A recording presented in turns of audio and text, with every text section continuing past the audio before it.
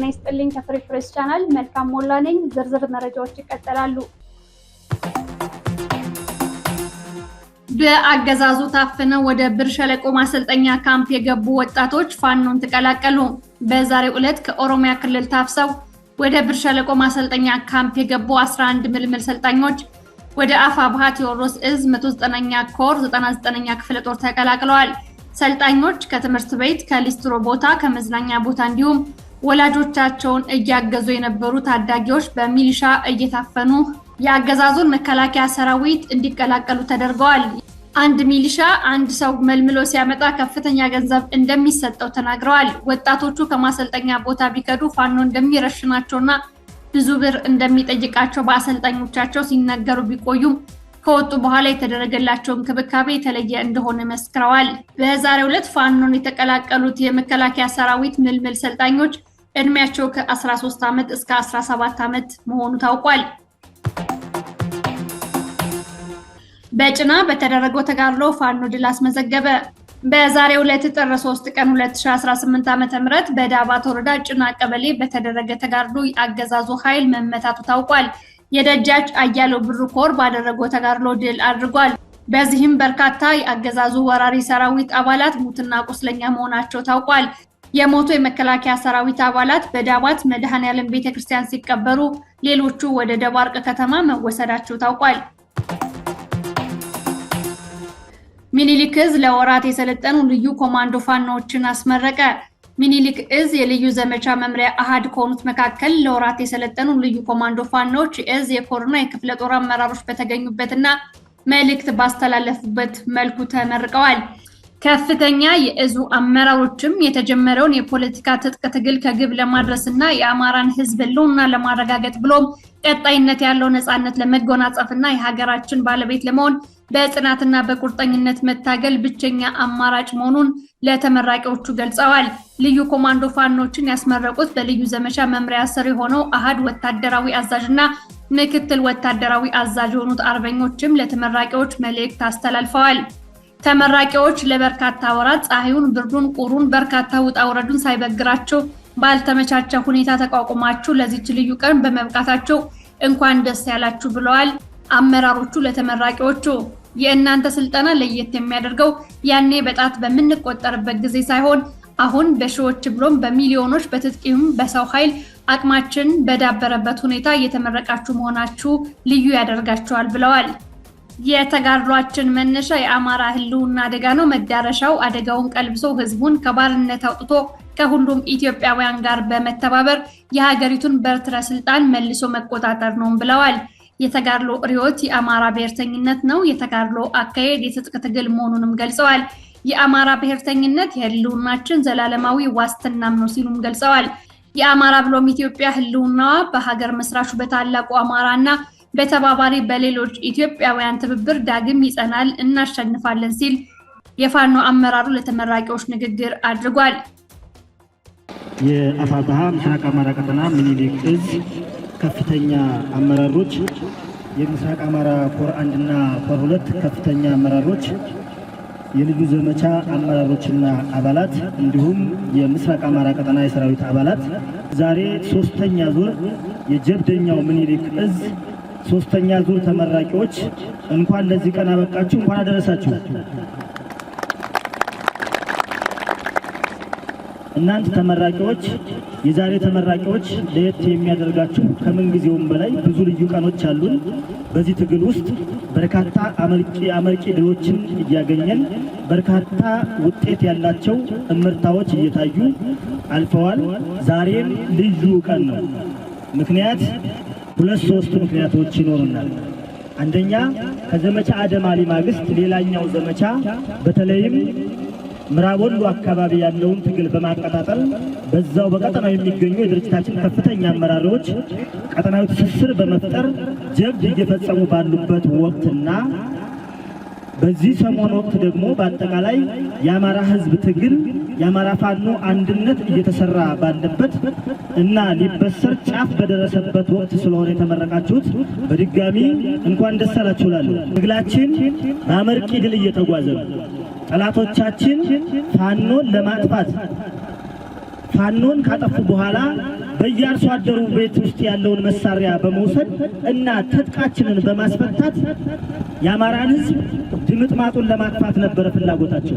2015 ዓመተ ምህረት ፎክረው ሲገቡ በሁለት ሳምንት ውስጥ እናጠናቅቀዋለን ያሉትን ውጊያ ገምግመው ሲገቡ፣ ነገር ግን ጀግናው የአማራ ሕዝብ ጠንካራው የአማራ ሕዝብና በምንም መልኩ የማይንበረከከው ፋኖ ክንዱን አይሳይቶ መክቶ አሁን ጦርነቱ 3ኛ ዓመት ላይ ይገኛል። በምንም መልኩ የማይንበረከከው ፋኖ ክንዱን አይሳይቶ መክቶ አሁን ጦርነቱ 3ኛ ዓመት ላይ ይገኛል። ይህ ማለት ልብ ማለት የሚያስፈልገው ነገር ጠላት ፋኖን ለማጥፋት ነው ዘመቻ ያደረገው። አልቲሜት ጎሉ ፋኖን ማጥፋት ነው። የአማራን ሕዝብ በባርነት ቀንበር ውስጥ ማኖር ካልቻለ ደግሞ ማጥፋት ነው ፍላጎቱ። ፋኖ አልጠፋም ማለት በየጊዜው እየዋለ ነው እያደረ ነው ማለት አገዛዙ ጀንበር እየጠለቀበት ማለት ነው። ይሄንን ልብ ማለት ያስፈልጋል። ፋኖን ለማጥፋት ዘመቻ የከፈተው አገዛዝ ፋኖ ካልጠፋ ፋኖ እያሸነፈ ነው ማለት ነው። ሁሉ ጊዜም ይሄንን ማስታወስ ያስፈልጋል። ሰርቫይቭ ማድረግ ማለት ኤግዚስት ማድረግ ማለት ከዛም በላይ ደግሞ ከመመከት በላይ እንዲህ አይነት ኃይል በየጊዜው እየፈጠሩት የመሳሪያ ኃይልን እያጠናከሩት አደረጃጀትን እያሰፉት የፖለቲካ መዋቅሩን እያዘመኑት አደረጃጀትን እያዘመኑት በዚህ ልክ መቀጠል ማለት ማሸነፍ መሆኑን ልብ ማለት ያስፈልጋል።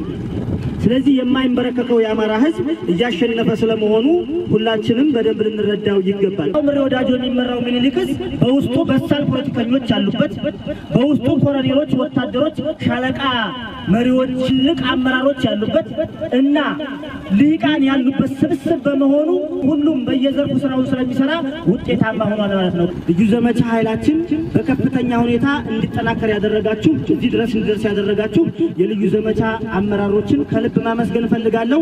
ለራሳችሁ አንድ ደመቅ ያለ ሞራል እንዲሰጡልኝ ይፈልጋለሁ። ሁለተኛ ሰራዊቱ እና ህዝቡ እንዲሁም ድርጅቱ ልዩ ዘመቻን በማጠናከር ደረጃ የተሰራው ስራ አመርቂ ነው። ከዚህ በኋላ ያለውን ጊዜም የዚህች ልዩ ዘመቻ ኃይል ከመዋጋት ጎን ለጎን ከሌሎች ኃይሎች ለየት የሚያደርጋት ድርጅትን መጠበቅ፣ መሪን መጠበቅ፣ ህዝብን መጠበቅ፣ ስነ ስርዓት ማስከበር፣ በሁሉም አካባቢ ትግሉን መጠበቅ ትልቅ ኃላፊነቷ መሆኑን መልእክት ለማስተላለፍ እፈልጋለሁ። በድጋሚ እንኳን አደረሳችሁ። አመሰግናለሁ። አርበኛ በለጠ ሸጋው የአማራ ፋኖ ብሔራዊ ኃይል ምስራቅ አማራ ቀጠና ምኒልክ ዕዝ ዘመቻ መሪ። የተከበራችሁ የምኒልክ ዕዝ ከፍተኛ አመራሮች፣ ከተለያዩ ኮሮች የመጣችሁ የኮር ከፍተኛ አባላቶችና አመራሮች፣ እንዲሁም የልዩ ዘመቻ ከፍተኛ አመራሮች፣ የልዩ ዘመቻ አባላትና ተመራቂዎች፣ እንዲሁም ስንቆስል ሐኪማችን፣ በርደን ልብሳችን፣ ሲርበን መጋቢያችን፣ ስንሰዋ ቀባሪያችን ለሆነው የአማራ ሕዝብ ለዚህች ቀን እንኳን አደረሳችሁ ማለት ፈልጋለሁ። እዚህ በመቀጠል ራሳችንንና ሕዝባችንን ከየትኛውም ጥቃት መጠበቅ እንዳለብን ሁሉም የቤት ስራውን ይዞ ከየትኛውም ጊዜ በላይ እንደ አማራ ሕዝብ እንደ አማራ ታጋይ ከየትኛውም ጊዜ በላይ መደማመጥ፣ መከባበር፣ መቻቻል፣ መደጋገፍ እንዳለብን በሁሉም አቅጣጫ ያለው የፋኖ አባል ይሄን መውሰድ እንዳለበትና በዚህም በተጨማሪ እንግዲህ እንደ አማራ ፋኖ ምኒልክ ዕዝ ልዩ ዘመቻችንን ከፍተኛ ተጋድሎ ሲፈጽሙ የከረሙ ለረጅም ጊዜ በትግል ውስጥ የቆዩ ከትንንሽ ኃይሎች መደራጀት ወደ ከፍተኛ የኮር ደረጃ የኮር ቅርጽ እስከመያዝ ድረስ ልዩ ዘመቻችን ከፍተኛ ተጋድሎዎችንና ከፍተኛ መስዋዕትነቶችን ሲከፍሉ ኑረዋል። ስለዚህ በየትኛውም ሁኔታ ውስጥ ሆነን የትኛውም አመራር የትኛውም አባላት ለልዩ ዘመቻ ከፍተኛ ድጋፍና አቅርቦት ሊኖራቸው እንደሚገባ ሁሉም መገንዘብ አለበት። ከዛም በመጨረሻ የአማራ ሕዝብ አማራጭ የሌለው አማራጩ በዚህ ሰዓት ምንም የመጨረሻ አማራጫችን ሊሆን የሚችለው መሰልጠን፣ መደራጀት፣ መታጠቅ፣ ጥላት መደምሰስ ከዛም የማይቀረውን የደምና የአጥንት ነጻነታችንን ጽዋ መቀበል ነው የሚሆነውና ይሄን ተገንዝቦ ሁሉም የአማራ ሕዝብ እንግዲህ ጥሪ የምናቀርብለት የአማራ ሕዝብ ልጆቹን ለዚህ ትግል ሰጥቷል፣ ዋጋ ከፍሏል፣ ገንዘቡን ለኛ አፍስሷል፣ ቤቱን ንብረቱን ለኛ አሳልፎ ሰጥቷል። ከዛም በተጨማሪ የልጆቹን ህይወት አሳልፎ ሰጥቶናልና ቀጣይ ላይ የሚጠብቀን ምንድነው? አማራው መደራጀት፣ መሰልጠን፣ መታጠቅና ጥላትን ጉሮሮ ለጉሮሮ ተናንቆ ይሄን የማይቀረውን የልጆቻችንን ዋጋ የተከፈለበትን ወንድሞቻችን ዋጋ የከፈሉበትን እህቶቻችን ዋጋ የከፈሉበትን የነጻነት ድል ማምጣት ነውና ሁላችሁም ወደ ስልጠና መግባት እንዳለባችሁና ከዛሬዋ ቀን ጀምሮ ከነዚህ ተመራቂዎች በኋላ ሁሉም ወደ ስልጠና መግባት እንዳለበት የመውሰድ ያስፈልጋል። ሁሉም ሰልጣኞች ይሄን የቤት ስራ ይዘው መሄድ አለባቸው። ህዝባቸውን፣ አገራቸውን፣ አማራነታቸውን መጠበቅ እንዳለባቸው መልእክት ማስተላለፍ ፈልጋለሁ። አመሰግናለሁ።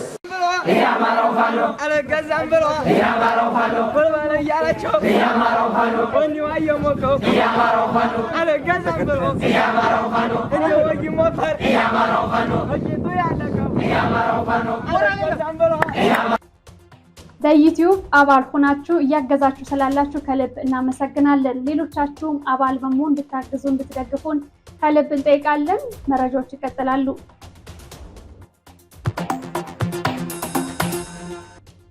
ሁለት 106ኛ ኮር ዛሬ ጥር 3 2018 ዓ.ም በደብረ ማርቆስ በፈጸመው ጥቃት ጉዳት አደረሰ። የ206ኛ ኮር አዳኝ ቡድን በደብረ ማርቆስ ከተማ ከሌሊቱ 7:45 በሶስት አቅጣጫ በፈጸመው ጥቃት የአገዛዙ ሰራዊት በርካታ ኪሳራ ደርሶበታል። የአገዛዙ ወራሪ ኃይልን ጭና ከመሃል አደባባይ ወደ ውሃ ጋን ስትሄድ የነበረችው ፓትሮል በፋኖ መመታቷ ታውቋል። በተመሳሳይ ሰዓት በጎዛምን ጤና ጽሕፈት ቤት በመሸጉ ሚሊሻዎች ላይ በደረሰ ጥቃት የአገዛዙ ሚሊሻዎች ሙትና ቁስለኛ ሆነዋል። የቆሰሉት ደብረ ማርቆስ ሆስፒታል ገብተዋል።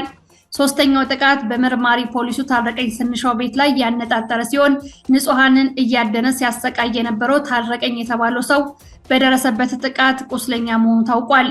ለአራት ተከታታይ ጊዜ በደብረ ማርቆስ ከተማ አስደናቂ ስራ እየሰራ የሚገኘው የአፋብሃ ቴዎድሮስ እዝ 206ኛ ኮር አዳኝ ቡድን 23 የአገዛዙን ኃይል ወደ አምላኩ ሲሸኝ 20 የሚሆኑት ከባድ ቁስለኛ መሆናቸው ታውቋል። በዛሬው ከባድ ጥቃት የተደናገጠው የአገዛዙ ሰራዊት የከተማውን ህዝብ በገፍ እያፈሰ ወደ ማጎሪያ እየወረወረ መሆኑ ታውቋል። በአሁኑ ሰዓት በደብረ ማርቆስ ከባድ ውጥረት መንገሱን ታውቋል። ፋኖ የሚያደርገውን ህዝባዊ ውይይት አጠናክሮ ቀጥሏል። የአማራ ፋኖ ብሔራዊ ኃይል ምስራቅ አማራ ቀጠና ሚኒሊክ ዕዝ ላስታ አሳምነው ኮር ነፃ ባወጣቸው ቀጠናዎች ህዝባዊ ስብሰባ እያደረገ ይገኛል። በሰሜን ወሎ ዞን ላስታ ወረዳ ከሚገኙ ቀበሌዎች መካከል ከድብኮ ቀበሌ ነዋሪዎች ጋር ፋኖ ህዝባዊ ውይይት አካሂዷል። በትናንትናው ዕለት በተካሄደው ውይይት ፋኖ ለማህበረሰቡ ስለ ትግሉ መነሻ ምክንያት፣ ትግሉ አሁን ያለበት ሁኔታ፣ ያመጣው መልካም አጋጣሚ፣ የትግሉ ተግዳሮቶችና የትግሉ ቀጣይ አቅጣጫዎችን አወያይቷል። እንዲሁም መንግስት አሁን ያለበት ወቅታዊ ቁመናው በተለይም በወታደራዊ በፖለቲካና በዲፕሎማሲ ያለው አቅም ለህዝቡ ተብራርቷል። በራስ አስተዳደርና በጸጥታ ጉዳዮችም የሀገር ሽማግሌዎች፣ የሰላም ኮሚቴዎች፣ የቅሬና የድር እንዲሁም የእምነት አባቶች ሚና ተገልጿል። በስብሰባው ከህዝቡ የተነሱ ሀሳቦችና ለፋኖዎች የቀረቡ ጥያቄዎች ምላሽ ተሰጥቶባቸዋል። በዚህ ህዝባዊ ውይይት የአፋባ ምስራቅ አማራ ቀጠና ሚኒሊክ ዕዝ ምክትል ወታደራዊ አዛዥና የላስታ አሳምነው ኮር ሰብሳቢ አርበኛ ወንድሙ ማሩ፣ የሚኒሊክ ዕዝ ሚዲያና ኮሚኒኬሽን መምሪያ ኃላፊ አርበኛ ደረበ መኮንን፣ የላስታ ወረዳ ጊዜያዊ አስተዳደር ዋና አስተዳዳሪ 10 አለቃ ነጋ ፈንቴ፣ የላስታ ወረዳ ጊዜያዊ አስተዳደር አመራሮችና የእሸት ክፍለ ጦር አመራሮች ተገኝተው ውይይቱን መርተዋል። የደጋው መብረቅ ኮር በዳውንት ወረዳ በድሮን ታግዞ የተዋጋቸውን የአገዛዙ ሰራዊት አባላት ሙትና ቁስለኛ አደረገ። አፋባ ምስራቅ አማራ ቀጠና ሚኒሊክ ዕዝ የደጋው መብረቅ ኮር አሃዶች በአገዛዙ ሰራዊት ላይ በወሰዱት ጠንካራ እርምጃ ከፍተኛ ጉዳት አድርሰዋል። ጥር 1 ቀን 2018 ዓ.ም አመሻሽ 12 ሰዓት ላይ በተጀመረው አውደ ውጊያ ዳውንት ወረዳ ኩርባ ከተማ ድረስ ዘልቆ በመግባት የአገዛዙ ሰራዊት ሙትና ቁስለኛ ማድረግ ተችሏል። በተደረገው ተጋድሎ የአገዛዙ ሰራዊት በማፍረስ አብዛኛውን ፋኖን እንዲቀላቀሉ ማድረግ ተችሏል። ይህንን ተከትሎ አገዛዙ በደመ ነፍስ የድሮን አሰሳ በማድረግ በንጹሃን ላይ ጥቃት ሲፈጽም ማምሸቱን ታውቋል። በተጨማሪም በከባድ መሳሪያ የዘፈቀደ ጥቃት በማድረስ ጉዳት አድርሷል። ይህንን ያዩ የአገዛዙ መከላከያ ሰራዊት አባላት ፋኖን በገፍ ተቀላቅለዋል። በደብረ ማርቆስ ከተማ 670 መምህራን መታፈናቸው ተገለጸ። 206ኛ ኮር በመማር ማስተማሩ ሂደት ከመምህራን ጋር ለመወያየት ባደረገው ጥሪ መሰረት ከደብረ ማርቆስ ከተማ ተነስተው ወደ ስብሰባ ሲሄዱ የነበሩ 670 መምህራንና ርዕሰ መምህራን መታፈናቸው ታውቋል። ከ25 በላይ መኪና በማዘጋጀት ከ206ኛ ኮር አመራሮች ጋር ለመወያየት ያቀኑ 670 መምህራን ከዳር ወር ጀምሮ የ2 ወር ደሞዛቸውን በአገዛዙ ተነጥቀዋል። ትግሉን በማጠልሸት ተጠምዶ የነበረው የምስራቅ ጎጃም ባለስልጣን ከጠዋት ጀምሮ ኬላ ዘርግቶ መምህራንን በማሰር ተጠምዷል። ከታሰሩት ውስጥ ከ74 በላይ የሚሆኑ መምህራን ከፍተኛ ድብደባ ደርሶባቸዋል። የሜጀር ጄኔራል ዋንተ አባተ ክፍለ ጦር ባደረገው ተጋድሎ ከፍተኛ ጀብዱ ፈጸመ። የአገዛዙ ሰራዊት አባላት የሜጀር ጄኔራል ዋንተ አባተ ተወርዋሪ ክፍለ ጦርን ለማፈን እንቅስቃሴ ባደረጉበት ሰዓት መመታታቸው ታውቋል። የብልጽግና ሰራዊት ከደብረ ታቦር ከተማ ተነስቶ ፋኖ አለበት ወደ ተባለ አቅጣጫ እንቅስቃሴ ቢያደርግም መረጃው የደረሳቸው የዋንተ አባተ ተወርዋሪ ክፍለ ጦር አባላት በአገዛዙ ኃይል ላይ ከፍተኛ ኪሳራ አድርሰዋል። ተጋድሎ የተፈጸመው ከጧቱ 1 ሰዓት ጀምሮ ነበር። ከደብረ ታቦር ከተማ በ6 ኪሎ ሜትር ርቀት ላይ በምትገኘው ሎል አፋፋ በተባለ ቦታ በተደረገው ተጋድሎ የአገዛዙ ሰራዊት በርካታው ሙትና ቁስለኛ መሆኑ ታውቋል። መረጃው የፋኖ ሀቅ ያለው ጸጋ ነው። ስለተመለከታችሁን ከልብ እናመሰግናለን። ቻናላችንን ስለምትደግፉ፣ ስለምታበረታቱ፣ አስተያየት ስለምትሰጡን ሁልጊዜም ከልብ እናመሰግናለን። አስተያየት ካላችሁ በኮሜንት መስጫው ጻፉልን፣ ይደርሰናል። ማስተካከል ያለብንም ጉዳዮች ጠቁሙን፣ እናስተካክላለን። ጤና ይስጥልኝ።